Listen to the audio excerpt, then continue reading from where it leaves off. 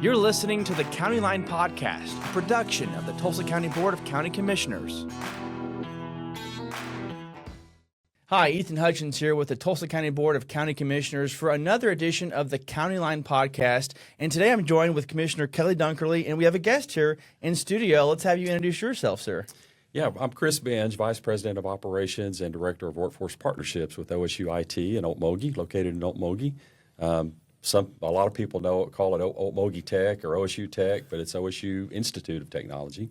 I serve down there daily at the campus, and I've had a lot of experience in state government in the past, and serving in the State House of Representatives.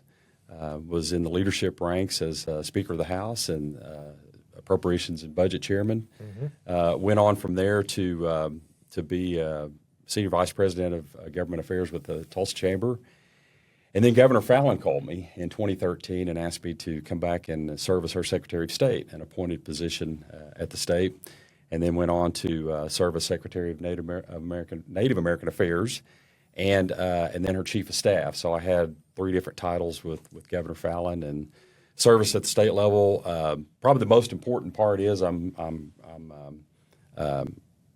grandfather to Evie Mae, Granger, and Brooks Benge, the next generation of Benges, and a lifelong Tulsan. I've always lived in Tulsa, lifelong Oklahoman, love my state, and try to do everything I can to promote my state in whatever way I can, whatever position that I've had in the past. And fortunately, I've been able to have some positions where I've been able to do just that. But that's a great point, because you've had such a varied experience, at the state level and in higher education, mostly with OSU and those various roles in the administration. So you're a unique guest with a unique perspective on Oklahoma, Northeast Oklahoma, as well as Tulsa. So we're fortunate to have you here today to talk about several different issues, but it's great to hear about your breadth of experience. And then one of my favorite things is you're also a great person for me to talk about LaFortune Golf. When I want to know what the condition of the course is, how it's doing, what are those sand traps like, I know I can call Chris,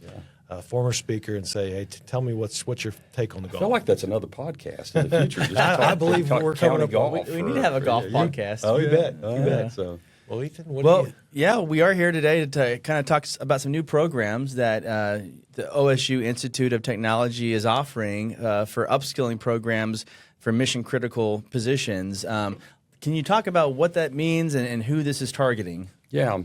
I want to add just a little bit. It's hard for me to talk about our programs without touching on the legacy of OSU IT, because it has a really cool legacy, an interesting legacy. Yeah.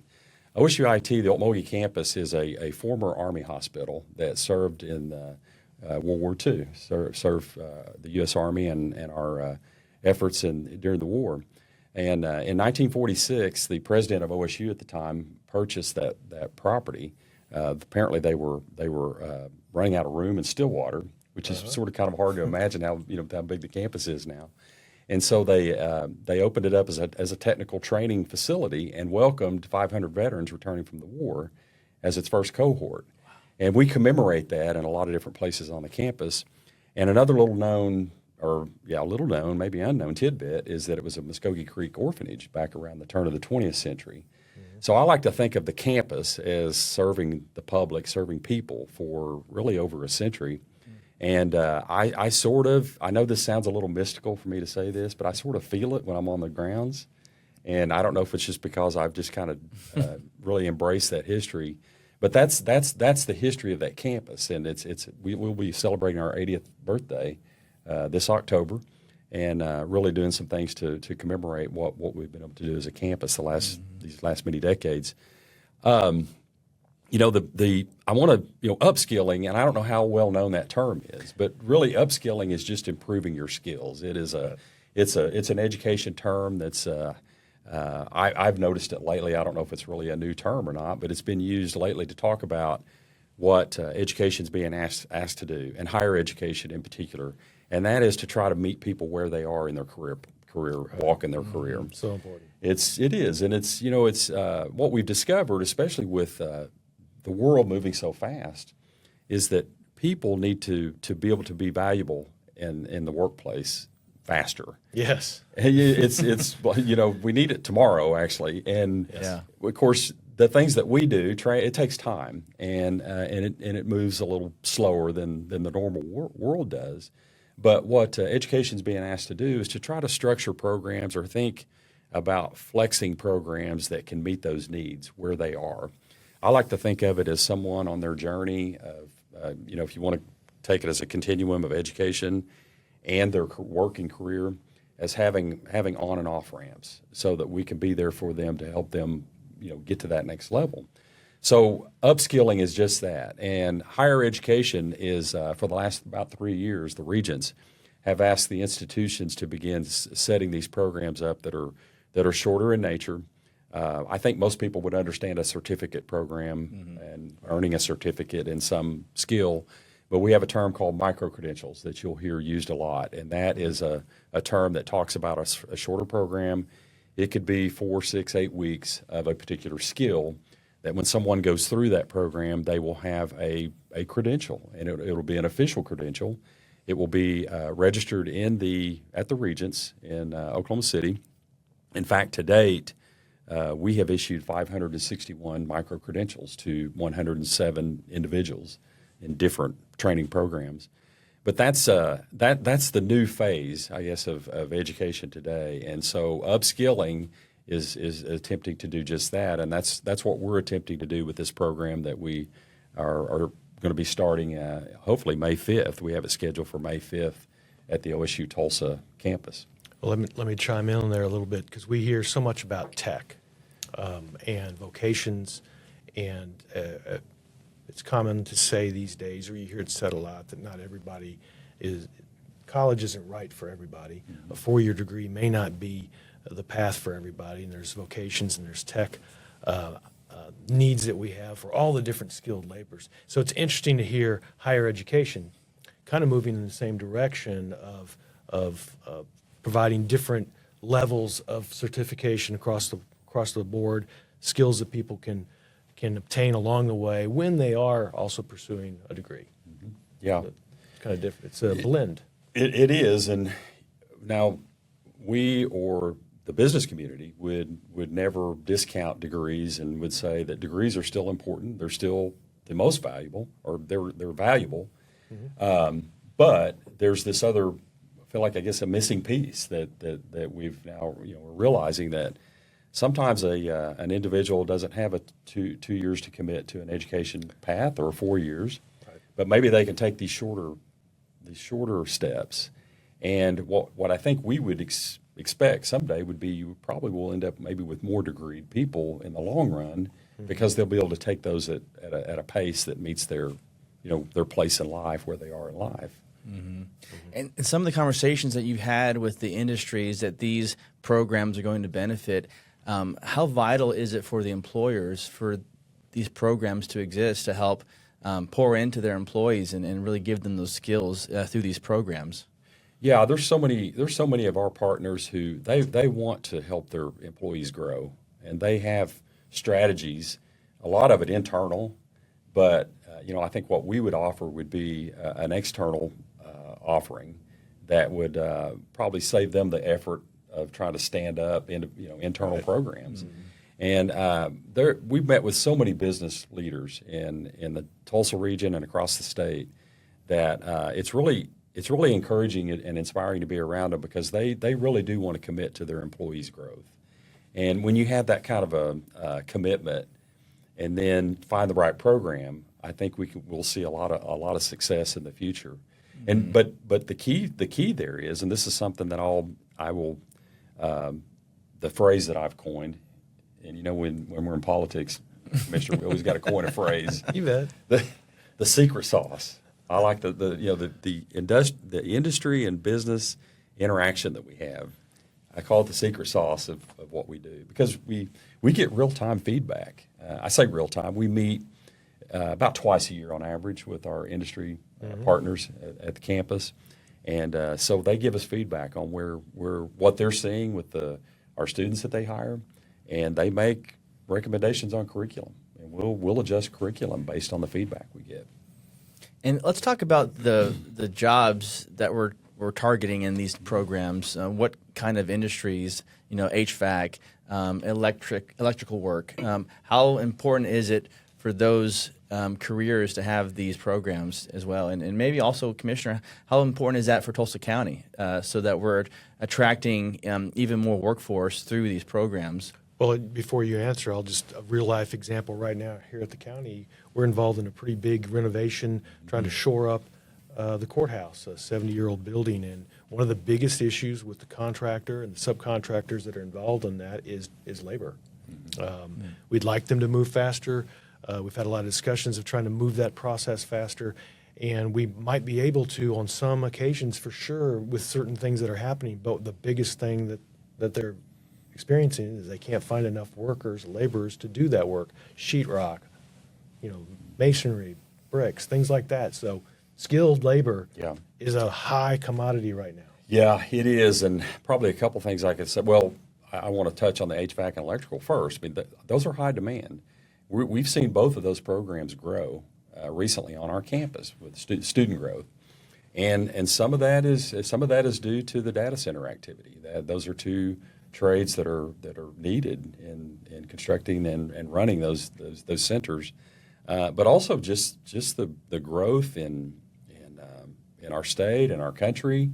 I like to think of it as a part of the we're as a country, we're trying to reindustrialize or grow the industrial base and strengthen ourselves so we take care of ourselves. We've seen that there are going to be challenges globally that are going to require that we have more people who can build things and manufacture products, and so that leads to all these skills and these trades. And electrical and HVAC are some of the biggest in the biggest demand. There are other organizations that are noticing this. I'll mention Union High School. We have a partnership with Union High School, where they started a construction academy a few years ago, and they came to us a couple of years ago, along with Michelle Hardesty with the Hardesty Foundation, and asked if we would be the higher ed partner for those programs at the Union High School campus. And so we have instructors who are going to the campus, and it's electrical and HVAC. Those are the two programs. So very high demand. Do you think this 10-week course also offers flexibility for these employees who, those jobs that they are currently in are tough and I'm sure time consuming. So to have the 10-week option, 60 hours, you get that completed, and then you've got this certification. How beneficial is that to them? Well, we have to plan it around them. And as I mentioned earlier, we're being asked to try to create programs that fit an individual's career path or place in life. So these particular programs are scheduled to be 2 nights a week from 6 to 9 o'clock at the OSU Tulsa campus. So to work around that, that work schedule. Mm-hmm. Is your campus pretty busy at night, just in general? Or is that a trend that's happening? You mean the campus in Upskilling? Yes. We have recently started a couple of evening classes, but in general, our most of our training happens during the day. We have 600 students in a given fall semester, so we have a traditional student life, kind of a vibe, I guess, on campus, and nighttime classes in Upskilling is pretty new. Do you think that'll be a trend moving forward? If we're going to serve the working adult, yes, I think it's going to have to be. If we're going to take that seriously, everything I just said about trying to flex around someone's life and their career path, I think we're going to have to look at nighttime and even weekends. Mm-hmm. There have been discussions about Saturday classes for that very reason. That's a change. I was kind of leads in. I was going to ask you, with these types of changes, some of the different trends, where do you see higher ed in 5 years? How much change might there be in the direction we're kind of talking about today? I think there's going to be some change. How much, I don't know, because higher ed's a big entity that has structure, has a lot of structure, and some of that due to the accrediting bodies that we answer to. We all answer to accrediting bodies, and there are they're the ones who are equivalent of an auditor, I guess. That make sure that we're on track with our programs. So it always takes some time to change, but I think you'll see some pretty significant change. I think The other institutions are taking this whole thing seriously. I think what's unique about OSU IT is we've already kind of been in that space for all these years doing workforce training. So it's not as much of a I don't think it's much of a challenge for us to try to flex and pivot, and we've kind of been known to stand up programs pretty quickly.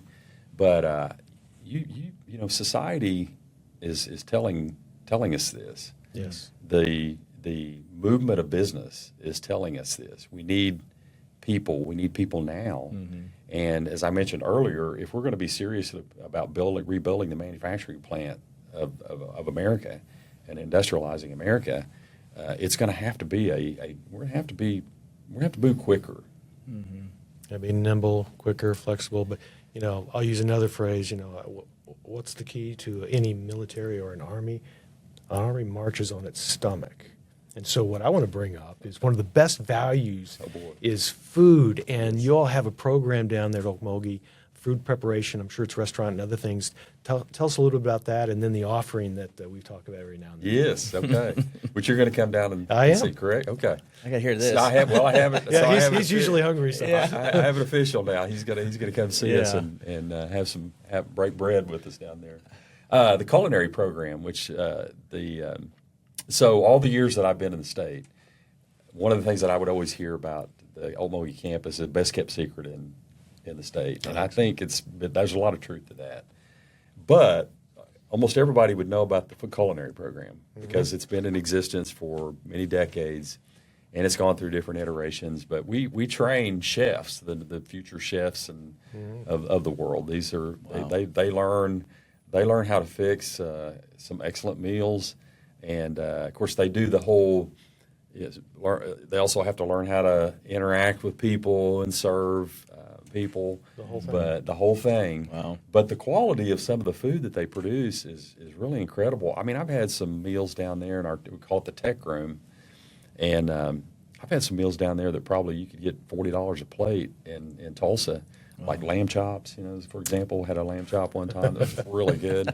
And but the uniqueness of the dishes are what I'm really impressed with. So our chefs, our staff, they of course are well versed in the different genres, I guess, of food, and so they expose us to a lot of different kind of. Sure, they can kinds do of food. Americana for sure, but they venture out. They're learning different skills, and this is transferable to a lot of different eateries. Yeah, and I've been surprised at how many of those students end up working in the Tulsa area.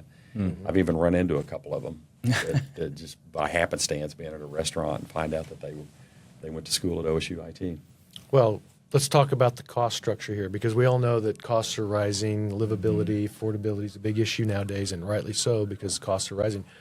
This great venue down there, what is the cost structure? Because I say it's one of the best values in Northeast Oklahoma, and what do you get a lunch for down there? Well, if you go to the Cowboy Cafe, so we have the Cowboy Cafe too. Don't forget that. That's our mainline daily lunch offering dinner. It serves the students $9 a plate. $9 for a full entree plate, salad, soup. You can add to it. It is the best deal probably at least in Okmulgee and probably in the surrounding area. We'll get Ethan down there, and this let's say this Renaissance opportunity. What do you call it again for the lamb chop opportunity? Is that a quarterly thing? It's during the semester or trimester. So we operate on trimesters, which is something I probably should mention. You know, we never stop training. We operate on trimesters. We're training students year round. During the trimester, we'll have certain days of the trimester that they do the tech room, and or the state room. I'd be getting into the weeds if I tried to distinguish between the two. But a couple days a week during a part of the trimester. Okay. So we have to know ahead of time. We have to plan this well ahead of time, so that I know for sure what days we're serving before I get you guys down there. We can do that. Yeah. Well, it's just very interesting the variety of different programs that campus has been offering here in the history all the way back to World War II, and then before that. It's just something that more people will probably take advantage of going forward. And how long have you been leading the campus in Okmulgee? I've been there for a little over 2.5 years. So August of 23 is when I went down there to lead the campus, and we've seen some growth too. We've seen some growth in enrollment. I would love to take credit for all that, but I have to really share that with our staff. We've beefed up our recruiting staff. We are benefiting from all these trends that we're talking about. More students are noticing and paying attention to trade schools, and they're paying attention to these careers that are paying some really, really good salaries. So I expect more growth in the future. We would love to be more present in Tulsa. We've talked about this upskilling program, but we have some students who are on campus taking a degree program, the Tulsa campus, and those are electrical, our instrumentation and automation program, and then our environmental health and science program. We have 3 programs right now on the Tulsa campus, and it's serving about 21 students currently, and it's been a little slower grow, but part of our challenge has been trying to market OSU IT and having to cut through a lot of the. Well, we're doing our part today. And I appreciate that. That's what I thought it might be an interesting topic for you all, and of course, give us an opportunity to talk about OSU IT here in Tulsa. Well, it's so relevant. Workforce is so important. We already talked about it. The shortages across many industries, and we want to reindustrialize America and modernize America. But other, the food services, that's important as well. Yeah. So there's a lot for everybody here. Well, Chris, before we go, where can people go to learn more and enroll in these new upskilling programs? Yeah, go to osuit.com. We have a website, and you can find it there on the website. If somebody's find about anybody having any trouble reaching us, please let me know, and I'll connect with anyone that needs to be connected. Great. Yeah, May 5th is the start of the program, so we would like to have a full class come May 5th. Well, we appreciate you because, again, your varied experience in the state legislature and now in higher education. You've been at OSU Tulsa. You've been at the medical school. Yeah. Now you're serving in Okmulgee. And we need more people like that have made that transition from government and leadership in government to other institutions to help, bring our society together, and the more we work together, we all know that, the more we get done, and the better things work. So your career is a testimony to that. So thank you very much for your service. Yeah, you bet. I think there's a lot of exciting times for Tulsa in the future. We have a pretty good playbook already. We've seen a lot of good things happen, and a big part of it's collaboration with each other. Mm-hmm. Yeah, absolutely. And we'll have them back for golf. Yes, I'm excited for that. You'll need an hour. I just want you to know that's more than a 20-minute conversation. Oh, it's a passion. Yeah. Well, thanks for being here today, Chris, and talking to us about these programs, and hopefully the listeners can go to the website, learn more about that, and just thanks for sharing. Ethan, before we go, I should make note. I do have a contact person. I should sure, make aware. Is that okay? That's why we're here. Yeah, Anna Hearn. She's the director of the workforce program, and her email is anna.dinsmore, DINSMORE @okstate.edu. Great, and we'll make sure we attach that to the podcast on our social media. Yep. So thank you for being one of our earliest guests. We've put a lot of work into the podcast studio here, and this is exactly what we want to do: is share information about Tulsa County, but also important partners in our community. So thank you so much for, carving out part of your day to be here. Glad to be part of it. Thank you. Well, and to our listeners who are watching and listening to this, we will see you next time on the County Line Podcast.